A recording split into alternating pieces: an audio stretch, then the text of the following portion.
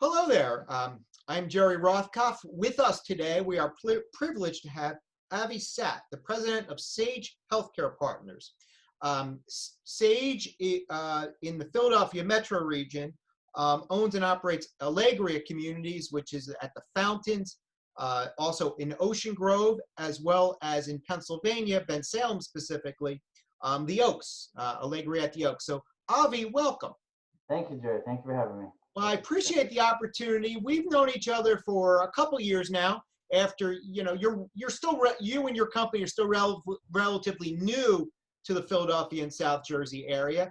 But what I've seen so far, Avi, I can tell you, I'm quite impressed. And those who know me well, it takes a great deal to impress me. So, congratulations for whatever that's worth. And may not be a hell of a lot, but so be it. We'll take it. We'll take it. So it's great to spend the time with you today.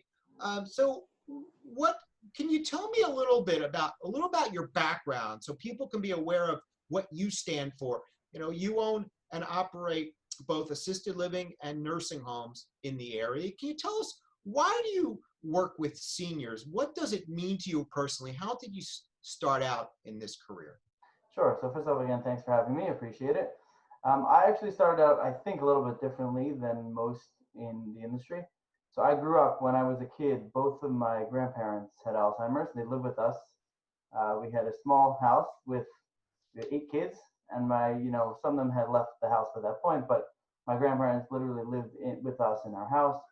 And the idea of Alzheimer's, the idea of seniors, was something that was implemented into my brain long, long before I got into the industry.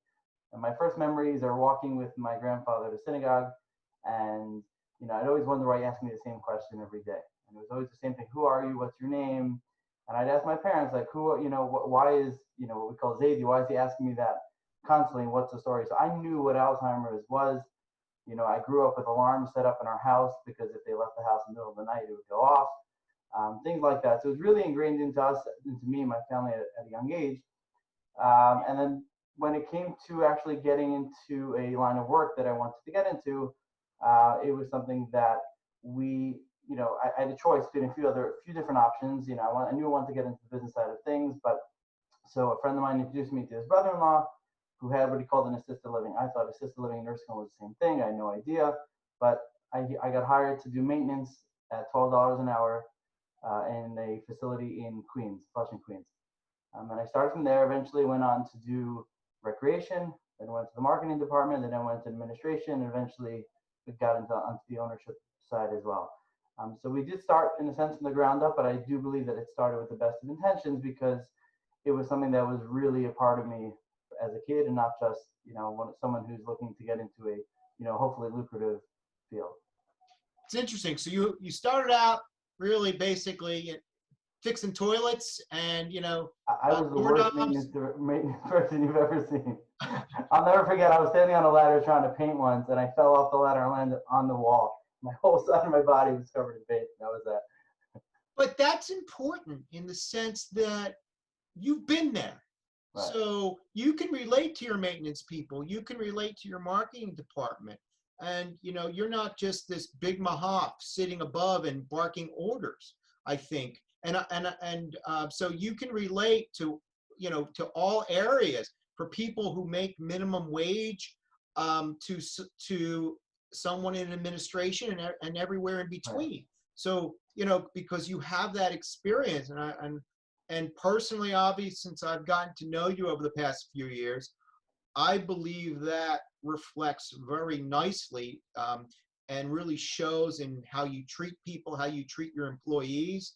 I see what you put up on, and your company post on your social media pages, and it really reflects, I think, your background, and that's very valuable. So it's not just me. I would take all the credit, but I can't hear. My partner Sam is also, he started literally with the nitty-gritty on the finance side, and my COO, her name is Elise. She was actually, when I met her, she was working as a server in the kitchen, and we grew up through the industry as well together. So in reality, all operations in our company is based off of understanding. We've been there. I've cooked for the residents. I've unfortunately had to clean residents. I've had to serve residents. I've done everything, and she's done everything as well. And that mentality has to be given over to your staff when you operate and do what we do. And listen, are there some people, great operators, who've never worked a day in their life in the facilities? I'm sure. But thankfully for us, it does work very nicely because we get to say, I've been there, I've done it, I've struggled like you've struggled. I've, needed to apply for food stamps too. You're not the only one. And we are able to use that and operate hopefully what we believe is the best way possible. And I think it does show, and I appreciate that. You're welcome. And I appreciate the philosophy that you bring in the sense that, you're not talking about yourself. And I think that's very important because it's clear that you realize it's not about you. It's about the mission that, yes, it trickles down. Leadership starts at the top, no doubt, but it's about your mission. And when you said you didn't say I did this, I did that. And as I learned when I was a baby elder law attorney 20 plus years ago, no one can do it all by themselves, no matter whether it's elder law, whether it's long-term care, home care, or any service you're providing. It's a team effort. And anyone who says they do it all by themselves is lying to themselves and lying to the public, because no one can do it all by themselves. It's a matter of, some of it's luck, being in the right spot at the right time, Yeah. and it's hard work. But as I learned a long time ago, and I think you're a living testament as well, it sounds like, you have to surround yourself with good people who make you look good. And because it's not about you, it's about delegating and smart and hard work, don't get me wrong, but it's hiring good people and giving them the tools to succeed so everyone can look good in the end. And most importantly, in the long-term care sense, get the best care for your residents and take care of your families. That brings me to could you talk about, yes, everyone, there's all different types of long-term care. There's independent living, assisted living, and nursing home care. And you really kind of alluded to it. Can you talk for a bit about SAGE's philosophy when it comes to care? How does that define how you take care of your residents and subsequently their families? Sure. So I have a saying that I always say, and you could ask any of my employees, that it starts with the care aides and works its way up. They're literally what we call the heartbeat. I always say, you're the heartbeat of what we do, because if I left tomorrow, they would function. They'd be just fine. Eventually, there may be issues, but in reality, if I walked out tomorrow, nothing would change in the facility. If the care aides walked out of the facilities, I'm done. What am I going to do? I can't do anything. I completely fall apart. So you have to take the mentality of saying, if you understand where your bloodline is, and using medical terms, but that if your staff and you understand that they are everything, and if you can't, and without them, you literally will have nothing, then I do believe you're able to operate the right way. It's one of the things that, as a small company, like you said, we're young, we're small, but if we're competing with the big companies, I can't afford to pay them more than they can. I can't afford to offer benefits the way they can. But you know what? I can take care of them better. I can be nicer. Like you said, you see, we're constantly doing all these activities and staff. I was working on our staff appreciation. I have an employee whose only job is staff appreciation. She does special events and staff appreciation. That's it. And I've been told that I'm crazy for doing that, but I see the difference. You see it every single day, because especially in a time like this where you can't necessarily afford to pay extra to everyone, how are you going to balance that out? How are you going to show that they're appreciated? How are you going to make sure that the morale is up? And it's the little things that matter. And that's really what I believe is the big difference. If you are able to focus on from the ground up, by the time it hits us, we'll be in a good place. And in reality, it's worked. And we're very, very thankful. Like you said, very, very lucky. So it's clear to me that the only way to get the best care for your residents and to address the needs of their family members is to employ great people and really buy into your mission. What particularly how would you define your mission at SAGE, and how does that mission really relate to providing the best quality care possible? So I think it's multi-tiered. The mission is, if you do things the right way, it will work in the business end of things. I don't mean that just on a care sense, but also If you ever see our buildings, they're all brand new. They're beautiful. We make sure we invest a lot of money back into them. We personally, my partners and I have, we could have taken a lot more money into our own pockets, and we were able to put them back in the building to make sure they're to our standards.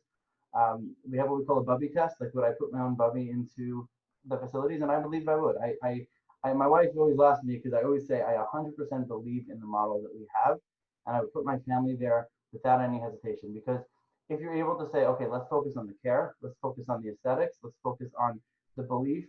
Our regional team, the question I always ask Elise, my COO, is, do they have an Allegria mentality? It's not an Atria, and let's put them down. They're just much larger. We have a smaller mentality, and we're able to say, can you think, let's do this the right way. Let's make sure we're doing things the right way, and then everything else will fall into place.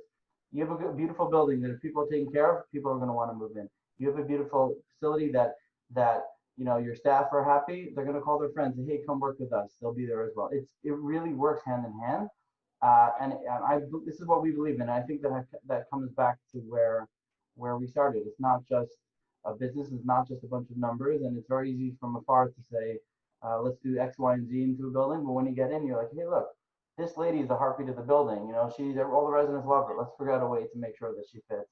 There's little things like that you have to be able to focus on in doing this the right way, because it's not just a business. My partner says all the time, it's a business to take care of people, and you have to be able to keep that at the forefront of any specific decision you make. It's funny, Avi. It sounds like you're true to yourself, and you talked about the Bubby test, and there's a lot more to it. Than just the statement, because that's so true. I'll give you an example. About probably 6 months to a year ago, this was pre-COVID. Right. I had lunch with an owner operator of a local nursing home. He recently purchased a local nursing home in South Jersey, and we were having a conversation.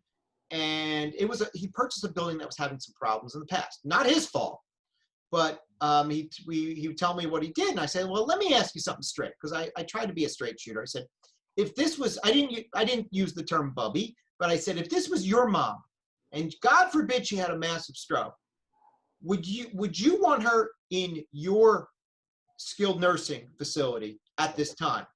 He said no. So I said, okay, I appreciate the honest answer. Right. So if you want to, so tell me, how do you market your community if you wouldn't want your own mother in it? And I think, so the Bubby test is a great way to it's an eye opener. It's very simple, but it's so true.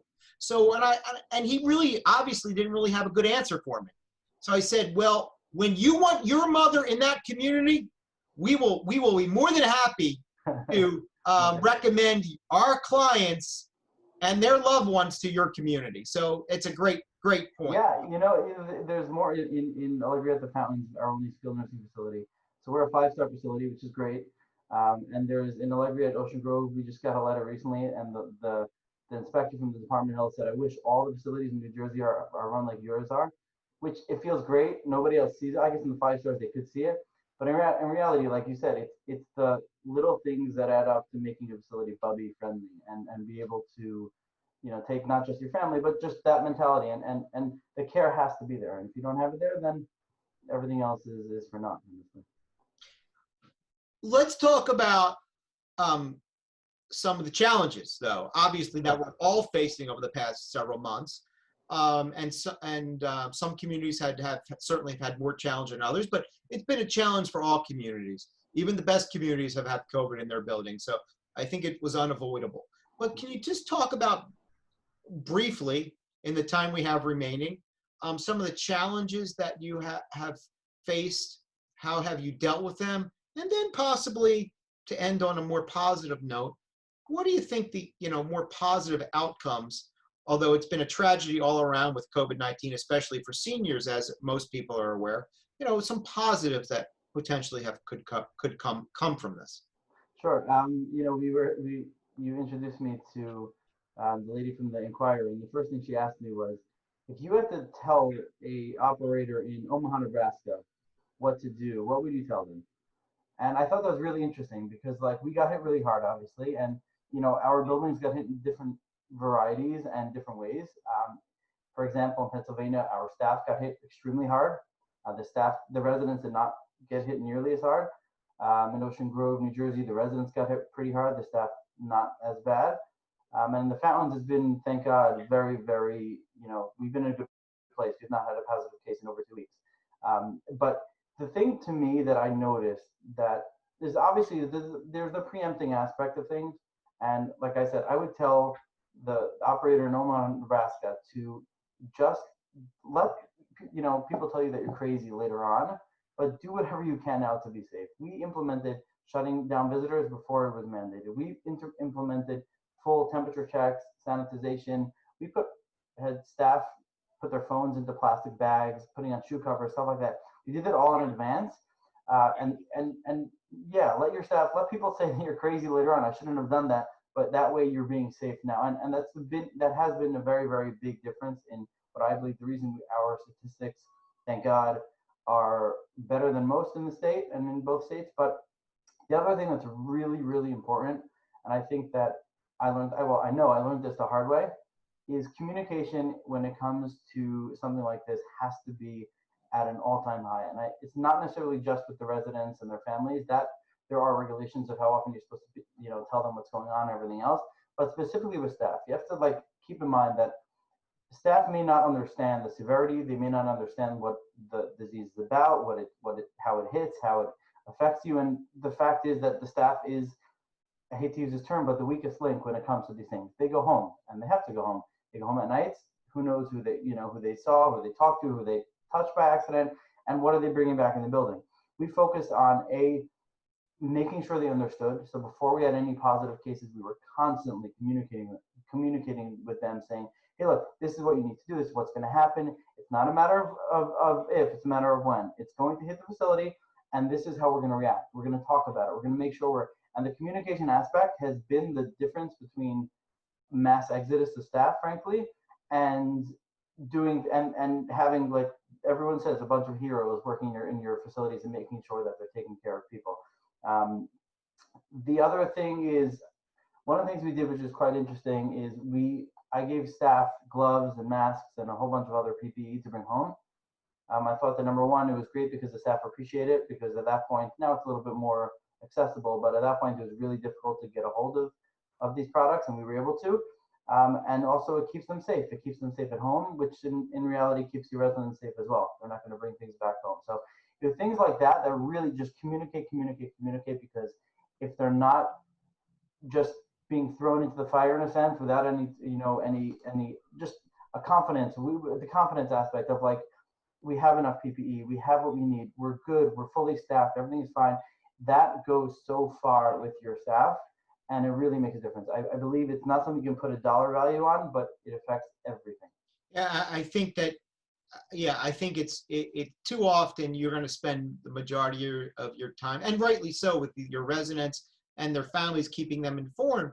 But you also, I think it's excellent that you see it as a great value to see to put time into making sure your staff are taken care of, because they're the ones who are on the front lines, and they're the ones who are going to see the brunt of any complaints among family, issues with their residents. So, and I think it's a great value that the communication, the chat lines of communication are kept open. In a couple minutes we have remaining, Avi, let's try to end on a bright note. I always like to end on a bright note. Let's talk, with regard to coronavirus and the impact on seniors specifically, we're certainly still in the first half. We haven't even hit halftime yet. So in theory, we don't, but let's talk some of the lessons learned, maybe in a positive sense. And what good can we carry forward to better assist our seniors? So, I've seen a lot of healthcare facilities with the signs, heroes work here.